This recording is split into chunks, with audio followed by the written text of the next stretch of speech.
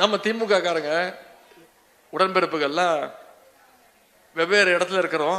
என்னைக்காவது ஒரு நாள் சந்திப்போம், 30 விழாவில் சந்திச்சிருப்போம். அப்புறம் இன்னைக்கு நிகழ்ச்சியில் 2 நாளுக்கு அப்புறம் சில பேர் சந்திச்சிருப்பீங்க.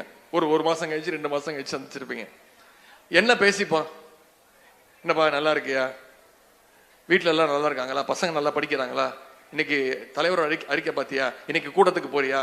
இன்னைக்கு அண்ணன் சேகர் பாபன் அவர்கள் நிகழ்ச்சி நடத்துறாரு, போறியா? நான் இத்தனை மணிக்கு வரேன். இதுதான் நம்முடைய உடன்பிறப்புகள் பேசக்கூடிய பேச்சு. இப்படிதான் உரையாடிப்போம்.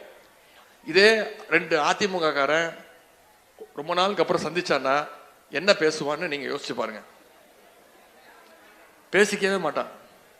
2 பேர் திருன்னு முடிப்பானுங்க. இவங்கிட்ட பேசலாமா வேணாமா? இவன் இப்ப எந்த அணியில இருப்பான்?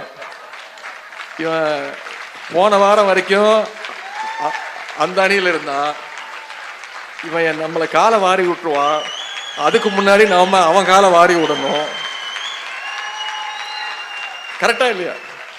அத்தனை அணிகள் இன்னைக்கு விட்டா தொகுதிக்கு ஒரு அணி ஆரம்பிச்சிருவாங்க.